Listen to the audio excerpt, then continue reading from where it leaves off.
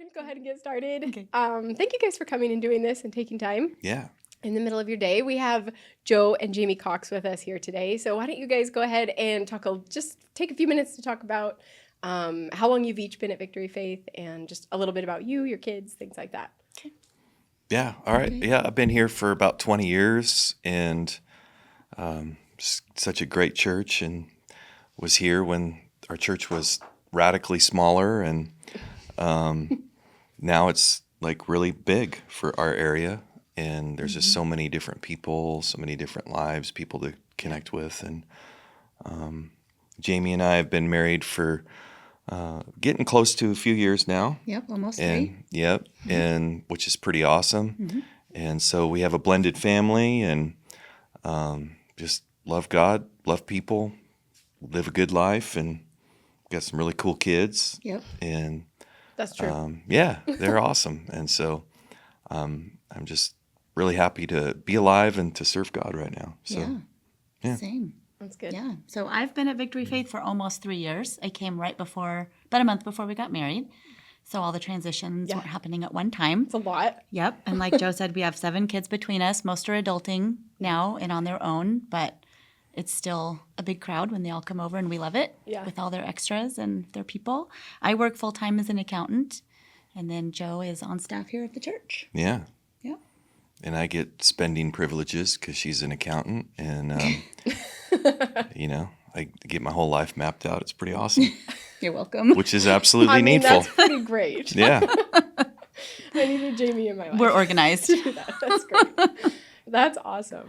Okay, so not long after you guys got married, you started a life group. I feel like it was really kind of quickly after you got married. About a year.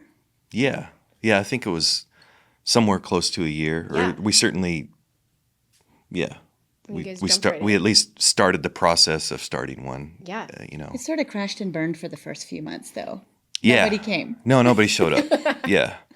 I guess we weren't cool It was enough or just us. something. Yeah, it was pretty hilarious. That's a lot of snacks for 2 people. Yeah, and just people would cancel. I think Yeah. it was several different weeks where we had life group, and it was just me and Jamie, and so we watched a movie.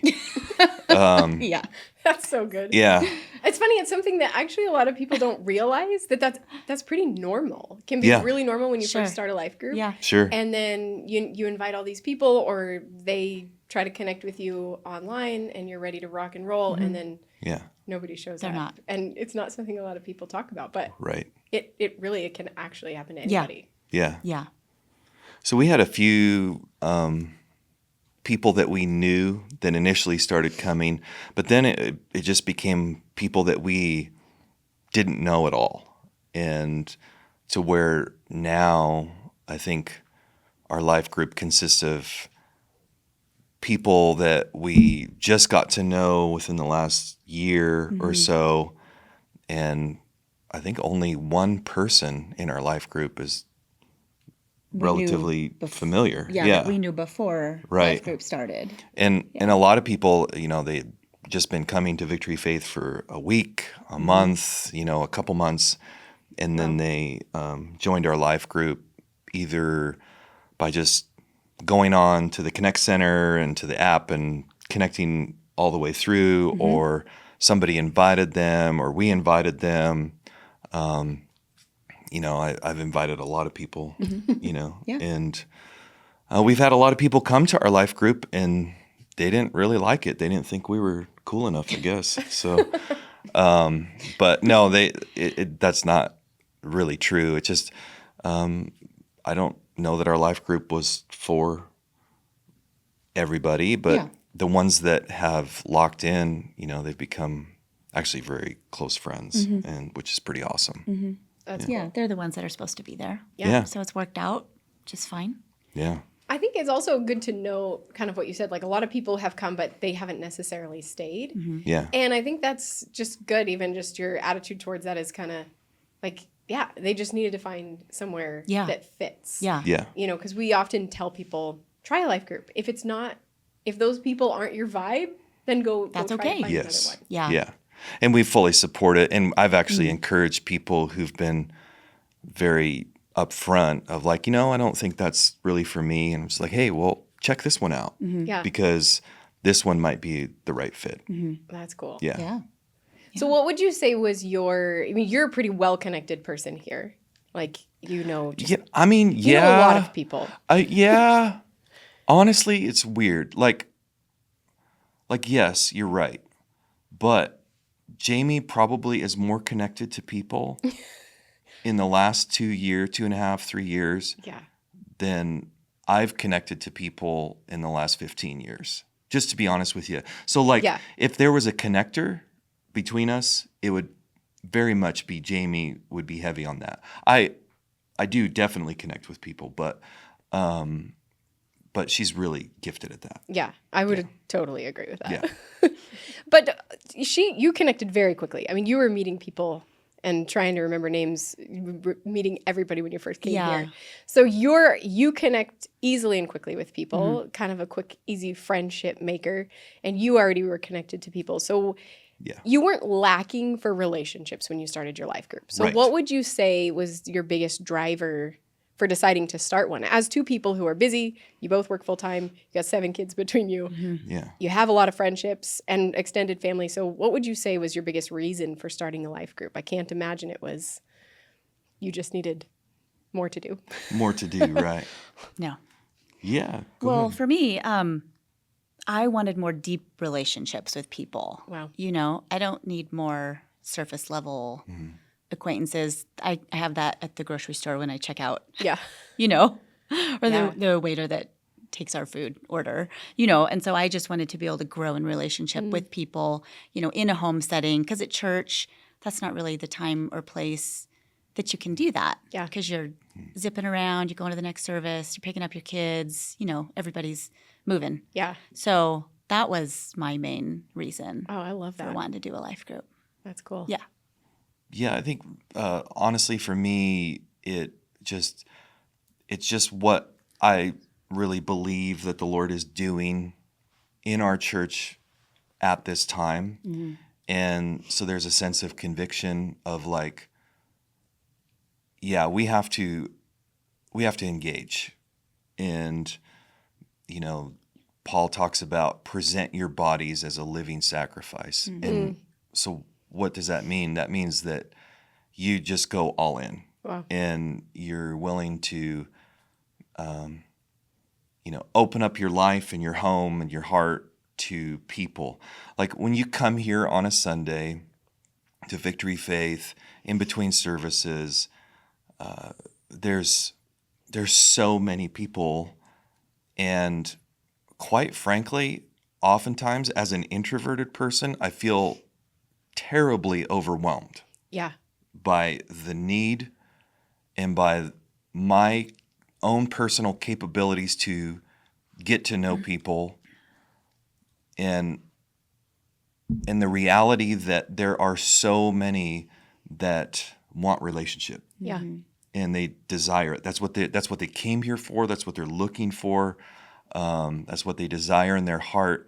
And so if I'm the blockade to that, that has to change. That has to stop. I have to be willing to present myself before the Lord to serve and to build. The church is called to be the community, the body of Christ. And so if we don't do that, people are just going to continually come to Victory Faith and leave.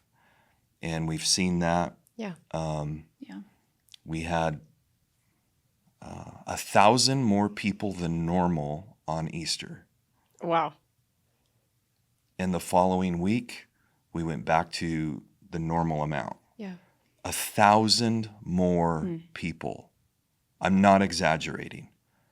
And that to me tells me that we have to have 2 to 3 times more life group leaders. Right now we're somewhere around 40, 41 life groups. We need 100 life groups right now, Yeah. total. We have to have it because the revolving door has to stop, and we have to be willing to really step forward and say, yeah, I'm gonna go all in on this community thing. Man, I love that. Yeah. I love what you're saying too, just as a person who's also pretty introverted, multiple services on a Sunday does feel really overwhelming. Yeah. But I love what you're saying, that you can shrink it down, and opening your home and being with people, like you said, where there's deeper relationship makes it so much easier. And when you have several people doing that, it's less overwhelming for those of us who are introverts, but it's opening up a whole lot of space for people to connect with each other. So, and that's so good. Yeah. As a pastor here, because I love what you're saying just about the revolving door, what would you say? I mean, we've had life groups for a lot of years. It wasn't really something we talked a lot about, but we had them. But we've really kind of made the decision to go all in with life groups. Yeah. And what would you say you've noticed since making that decision? That was about a year and a half ago. What would you say, have you noticed a difference as far as the Sunday morning experience since making that transition? Oh, it's been very, very significant. And the people that are in life groups are connected, they're cared for. People got problems. People have emergencies. People have things with their family, with their children, accidents. There's things that happen. There's people lose their jobs. People can't deal with certain health issues that they're faced with alone. And when you see like a life group come and support and build up and strengthen individuals in that group, it's one of the most powerful things ever. And that is truly what it means to be in community, to be a family, to be present. And I think that has really enhanced our church, and it's enhanced the relational aspect of our church. And honestly, like as a pastor, I don't feel overwhelmed with masses amount of need. Because quite frankly, life groups are stepping up and helping the people in their group. Yeah, they are. Like it's amazing. I'll hear of things that happen, and then the life group came to their aid. And, somebody got hurt and they're out of work for months, and the life group paid for groceries, for diapers, for helping with rent. I mean, like really stepping up, doing a car payment. I mean, all of these things to support the body and to strengthen the body. And in turn, when those people recover, they become stronger, and they're way more apt to help other people as well. That's so true. Yeah. We've seen a lot of that. And we've got some amazing life group leaders around here. I've heard a lot of stories too, just over and over and over. And it's pretty incredible when you think about not only, do we have more life groups and more people, a lot more people coming to our church than we've ever had. And then you find out with more people are going to come more needs. And yet we're hearing about more solutions being made by our life group leaders than we are hearing about people who have need, which is pretty incredible. Yeah, this is great. the church that God designed. Yeah. Right? Totally. Is having meeting in homes. So Yes. We'll start to wrap up. So I want to ask kind of a last question. What would you guys say, I love asking this question, to somebody who's maybe on the fence about leading a life group? Maybe they've been in a life group and they're reserved about starting their own, or they've just thought about it. They're not even in one, but they're thinking about it. What would you guys say to somebody like that who maybe just feels either intimidated or like they don't have time? What would you say to someone? I would say just do it. Just take a step. And don't worry about your house being perfect or your own life being perfect, because nobody's is. And people that come aren't expecting that. No. They're just coming because they want to connect with the Lord more. They want to connect with people. And that happens in the real world. And if leaders are willing to set the tone by being vulnerable, because in our first life group, when we actually had people, we both kind of shared our testimonies and what our lives were like and our journeys, before we met each other. And I think that really opened the door for people in Yeah. our group because they all followed suit, you Yeah, know, that's and it just cool. stayed like that. So it can be risky. It can be messy anytime you're dealing with people and their stuff, but we all have stuff. So it's so worth it. Yeah. You know, it's so life-giving for us, even on the weeks when we get home from work and we're like, we're so tired, you know, That's we don't want to real. talk to anybody. We don't cancel it. They come and we're so blessed. Yeah. And we feel, you know, so filled up after that. So we've never regretted having a life group. Wow. You know, and anytime we have had to cancel because of events that our kids have, you know, we're always kind of bummed. And Yeah. we really miss our people over the summertime. And, Yeah. you know, when we take a little bit of time off for Christmas, it's like, oh, when are we starting life group again? Yeah. You know, and they cool. feel the same way. So it's pretty great. That's awesome. Yeah. Yeah, they're rather demanding, in fact. Yeah. They didn't want a break for summer. Like they're just like, hey, when are we going to get together? What are we going to do? You Yeah. know? Yeah. And that's awesome. I think what I would say is, honestly, it sounds kind of weird, but suck it up, Buttercup. Like here, we are called to reach as many people as we possibly can before we leave the planet. Yeah. That is That's what we're good. called to do. Yeah. And so we just engage. We go for it. It's not, you know, I think a hindrance for people to wanting to start a life group is because they're in a comfortable life group with all of their friends. I'm not in a life group with all of my previous friends. Yeah. I don't know when the last time that Pastor Trevor and Heidi have come over to our house for dinner. Right. Right. I mean, I find time to connect as a Yeah. friend outside of that, but I'm not going to have a group of my closest friends. Right. Like we're in a wave of God bringing people to this church, Yeah. Come and on. we're called to be responsible with that and to take it like seriously and to lay down our life. I cannot remember a life group. It's Wednesday night. It's 5:00. We start at 6. I can not remember a life group where I haven't had the frame of mind like, oh, whoa, okay, here we go. We're going to open up our heart. And I have to suck it up. Yeah. Like literally, I like all these people. I feel called to do this Yeah. on Wednesday night at 6:00 to 8:00. But I cannot remember a time where I haven't been like, oh, I'd kind of actually rather just sit on the couch with my wife and watch a Netflix series or something. Yeah. Right? Yeah, That's that's real real. And life. I kind of yeah. want to have my own time. But I also cannot remember, I cannot bring to my memory a time on Wednesday night when everybody from my life group goes home at about 8:00, 8:15, whatever it is, where I thought anything other than, man, I'm really glad we did that. That's awesome. That was worth it. Yeah. There's so much fruit in this. And if you're in a life group with all of your buddies, I mean, that's just not what we're called to do. Like we are called to reach people. Yeah. We are called to reach all of these people that are in between services that you see, that you interact with.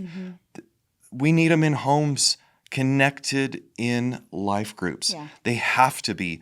They won't flourish in what God has called Victory Faith to. They won't flourish in their life unless they are connected in community. It just will not happen.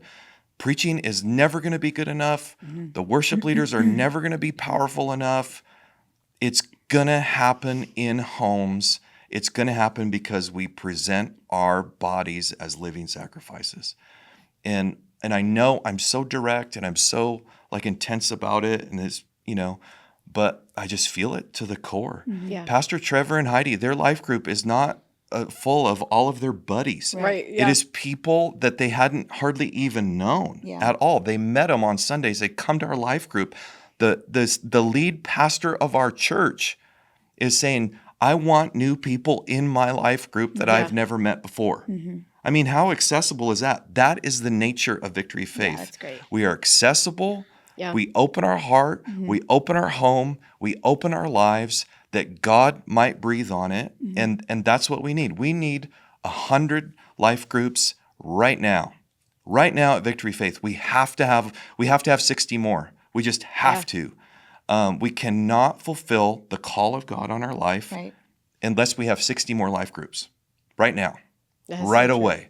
There are people that are desperate for it, that are hungry for it, and they in turn, it'll be exponential, and there'll be thousands of people coming to Christ because we opened our homes, because we said yes, and we put Netflix aside, and we put our little Yeah. special time aside, and we Yeah. put, and we're just like, no, I can take 2 hours out of my life. Yeah. The whole thing is mapped out. Right. Lindsay mapped it all out. It's so easy to lead a life group. My gosh, you don't have to be a Bible scholar. No. You don't have to be some professional minister. Thank Like it is dialed, baby. Like it's so simple. Yeah.